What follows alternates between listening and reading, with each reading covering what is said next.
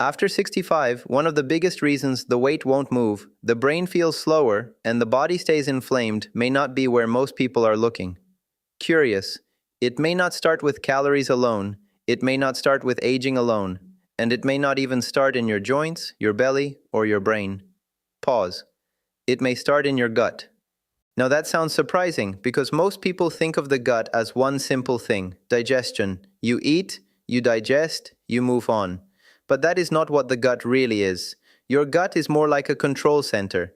It helps regulate inflammation. It influences blood sugar. It affects hunger and fullness signals. It communicates with the immune system. And it even sends signals that may shape what happens in the brain. Surprised? So if your gut starts changing after 65, and research suggests it often does, the effects may show up in places that seem completely unrelated. Stubborn belly fat, more cravings, brain fog, slower thinking, achy joints, low energy, poor recovery, and that constant feeling that your body is somehow working against you. Thoughtful. Here's what most people never get told. After 65, you may not just be eating for your body anymore. You are also feeding the tiny organisms living inside your gut. And depending on what you feed them every day, they may either help protect your metabolism and brain, or quietly add fuel to the inflammatory fire that makes aging feel harder. That does not mean your gut controls everything, and it does not mean there is one magical food that suddenly fixes weight, memory, and inflammation overnight. But it does mean this: if you ignore the gut, you may be missing one of the deepest biological levers you still have. And the shocking fix is not a trendy supplement, it is not a detox, it is not an expensive gut test. In many cases, it is a simple daily pattern that most people overlook because it seems too ordinary to be powerful. Let me explain. Inside your gut live trillions of bacteria and other microbes. That sounds alarming at first, but many of these microbes are not enemies. In fact, some of them are more like quiet workers on your health team. They help break down parts of food your body cannot digest on its own. They help produce compounds that support the gut lining. They help train the immune system, and they help create chemical messages that influence metabolism and even the brain. Now think about that for a moment. If those microbes are helping maintain the gut lining, regulate inflammation, and shape metabolic signals, what happens when that system starts to shift in the wrong direction? That is where aging becomes important. As we get older, the gut microbiome often becomes less diverse and less resilient. Diversity matters because, in the gut, diversity usually means flexibility. It means different microbes doing different jobs. Some help ferment fiber into short-chain fatty acids, which are compounds that may help calm inflammation and support the gut barrier. Some help maintain balance in the immune system. Some may influence how efficiently we handle blood sugar and how hungry or satisfied we feel. But when that balance starts to break down, the gut lining may become weaker. Some people describe this as a leaky gut, though the more accurate term is increased intestinal permeability. That simply means the gut barrier becomes less selective, less protective. And when that happens, inflammatory signals may rise. And this is where it gets more important after 65. Because after 65, many people are already dealing with several biological pressures at once. Less muscle mass, lower activity, slower recovery, more insulin resistance, more visceral fat, that deep belly fat that is more metabolically active and more inflammatory. The body is already under pressure. So if the gut starts sending out more inflammatory signals on top of that, it can make an already difficult situation worse. Suddenly, weight gain is not just about eating too much. Now, of course, calories matter. I want to be very clear about that. But calories are not the whole story, because your body does not respond to all calories in the same hormonal and inflammatory environment. When inflammation is high and insulin resistance is worsening, the body becomes more likely to store energy rather than burn it efficiently. Blood sugar becomes more unstable. Cravings may rise. Energy dips become more common. And many people fall into a cycle where they feel tired, they move less, they lose more muscle, and fat loss becomes even harder. So the real problem is often deeper than appetite. The gut may be helping set the stage. Some gut microbes help produce short-chain fatty acids like butyrate. Think of butyrate as one of the gut's repair and protection compounds. It helps nourish the cells lining the colon, and it may help support a calmer immune environment. But these beneficial compounds are often produced when microbes ferment fiber, especially the kinds of fiber found in beans, lentils, oats, vegetables, berries, nuts, seeds, and other plant foods. So when the modern diet becomes low in fiber and high in ultra-processed foods, those beneficial microbes may have less of what they need. And when that happens, the gut may produce fewer of the very compounds that help keep inflammation under control. That is one of the reasons a person can be eating less and still feel metabolically stuck. But the real reason this matters goes deeper, because the gut is not only talking to your metabolism, it is also talking to your brain. This is called the gut-brain axis, and despite the complicated name, the basic idea is simple. The gut and the brain are in constant communication. They communicate through nerves, hormones, immune signals, and microbial byproducts. In other words, what is happening in your gut does not stay in your gut. If inflammatory signaling is elevated in the gut, the brain may feel the consequences. Now, I want to be responsible here. I am not saying poor gut health causes Alzheimer's disease. That would be too strong, and the research does not support that kind of certainty. But what the science increasingly suggests is that the gut microbiome may influence pathways related to brain aging, inflammation, immune activation, and perhaps cognitive decline. That matters, especially after 65, because one of the hidden drivers of aging is not dramatic inflammation that sends you to the hospital. It is chronic low-grade inflammation, a quieter, simmering process that can go on for years. And this kind of inflammation has been linked to insulin resistance, heart disease, frailty, muscle decline, and cognitive problems. So when people tell me, Dr. Becker, I feel heavier, foggier, and more inflamed than I used to, I do not hear three separate complaints. I hear one possible network problem.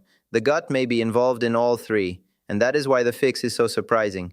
Because most people expect the answer to be a supplement, a probiotic, a powder, a cleanse, some expensive capsule with a dramatic promise on the label. But the strongest broad evidence does not point to one miracle product. It points to a pattern, a daily pattern that changes what your gut microbes are being fed. And this is where people often miss the opportunity because the answer sounds too simple. Here is the first piece. Feed the good microbes what they actually need. That means more fiber, but not just more fiber in the abstract. What matters even more is fiber diversity. Different plant foods feed different microbes, so if you eat the same 3 vegetables every week, that is better than nothing, but it may not give your microbiome the range of fuel it needs. After 65, think in terms of variety across the week. Beans, lentils, oats, barley, berries, apples, ground flaxseed, chia, walnuts, leafy greens, onions, garlic, leeks, asparagus, broccoli, cabbage, sweet potatoes. Even cooked and cooled potatoes or rice, which contain resistant starch, a type of carbohydrate that acts more like fiber in the gut.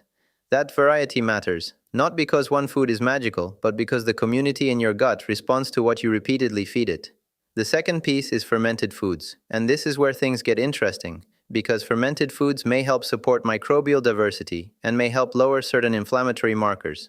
I am talking about foods like plain yogurt with live cultures, kefir, sauerkraut, kimchi, and other traditionally fermented foods. But go slowly. If you have not been eating these foods, jumping in too fast can leave you bloated and uncomfortable. Start with a few spoonfuls of yogurt or kefir, or a small portion of sauerkraut alongside a meal, and build gradually. More is not always better, especially if your gut is sensitive. And please do not confuse fermented foods with sugary health drinks that are marketed like medicine. Read labels. Many products that sound healthy are really just sugar in disguise. Third, reduce the foods that work against the microbiome. This is the part many people do not want to hear. Ultra-processed foods may do more than add extra calories. They often displace the fiber and polyphenols that beneficial microbes thrive on. They may worsen blood sugar swings. They may contribute to overeating. And when they become the background diet, they can create a metabolic traffic jam. More cravings, more inflammation, more fat storage, less energy, and less support for the gut itself. So the goal is not perfection. The goal is replacement. Replace sugary snacks with berries and nuts. Replace refined breakfast foods with oats, yogurt, or eggs plus fruit. Replace some packaged side dishes with beans, vegetables, or lentils. Replace dessert every night with dessert some nights. Small changes, repeated consistently, may do far more than dramatic short-term restriction. But what happens next matters most. Because food is not the only thing talking to your microbiome, movement does too. Regular physical activity may support a healthier gut environment, and after 65, that benefit stacks on top of everything else movement already does. Better insulin sensitivity, better circulation, better muscle preservation, better mood, better brain function. And this is important. You do not need punishing workouts. A walk after meals may help blood sugar. Strength training a few times a week, if your doctor says it is safe, may help preserve muscle. And muscle is one of your best allies against metabolic decline. The more muscle you preserve, the better your body tends to handle glucose, energy, and recovery. Then there is sleep. Poor sleep can worsen hunger signals, blood sugar control, and inflammation. It can also affect the gut-brain axis. So if you are trying to fix your metabolism while sleeping 5 broken hours a night, you are fighting uphill. Sleep is not passive. It is repair time. It is regulation time. It is when the body resets many of the systems that help keep inflammation from spiraling upward. And then there is stress. Chronic stress changes the gut. The gut changes the stress response. That relationship goes in both directions. That is why some people feel stress in their belly almost immediately. The gut is wired into the nervous system. So calming the body with breathing, walking, sunlight, prayer, community, or a simple wind-down routine may sound unrelated to weight and inflammation, but biologically, it is not unrelated at all. Now let me give you the practical version. If you are over 65 and you want to support your gut in a way that may help your weight, memory, and inflammation, start here. First, aim to include more plant variety across the week, not just more salad. Second, add 1 fermented food in a small amount each day if you tolerate it. Third, get serious about reducing ultra-processed foods. Fourth, walk daily, especially after meals when possible. Fifth, preserve muscle with resistance exercise if you are able. Sixth, increase fiber gradually and drink enough water so your gut can adapt. And seventh, protect your sleep like it matters, because it does. Now a few cautions. If you are on warfarin, keep vitamin K intake consistent rather than suddenly loading up on leafy greens. If you have diabetes and your diet changes significantly, your blood sugar may change too, so monitoring matters. If you have IBS bloating or a sensitive stomach, increase fiber and fermented foods gradually. And if you have serious digestive disease, immune problems, or a complex medical condition, talk with your clinician before making major changes or starting supplements, because food and lifestyle can support healthier biology, but they do not replace proper medical care. And that brings me to the final point. The shocking fix is not shocking because it is exotic. It is shocking because it is foundational. Your gut may be influencing far more than your digestion. It may be shaping the inflammatory tone of your body. It may be affecting how well you handle blood sugar. It may be influencing the signals tied to appetite, metabolism, and even brain aging. So if you have been frustrated because the weight will not budge, the brain feels slower, and the body feels older than it should, do not just ask, what medication, what supplement, what trick? Ask a deeper question.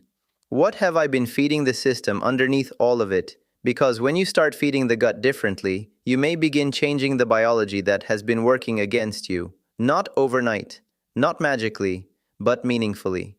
And after 65, meaningful is powerful. So here is what I want to ask you. Which one of these do you think your body needs most right now? More fiber diversity, fewer processed foods, fermented foods, better sleep, or more walking after meals? Let me know in the comments. And tell me your age and whether your biggest struggle right now is belly fat, brain fog, or inflammation. I read those comments closely because they help shape what I cover next. If this video helped you see your gut in a completely different way, make sure you like this video, subscribe, and share it with someone over 65 who keeps saying, I'm doing everything right, so why do I still feel this way? This is Dr. Becker, and I'll see you in the next one.